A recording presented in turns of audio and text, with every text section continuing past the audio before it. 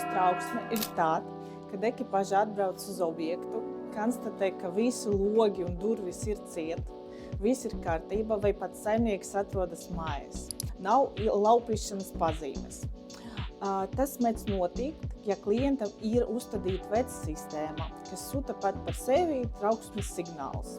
Tad gadījumu mēs piedāvājam vai nu mainīt to sistēmu, vai nu izvēlēties tarifu plānu, kas ietver sevi vienu viltus izsaukumu mēnesī. Tas ir standarta tarifs, apdrošināts un VIP.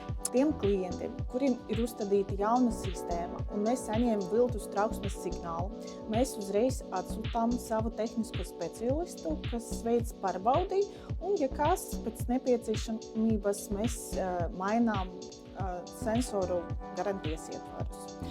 Lai saņemtu vairāk informācijas par mūsu pakalpojumiem, atstāj savu pieteikumu alianse.lv.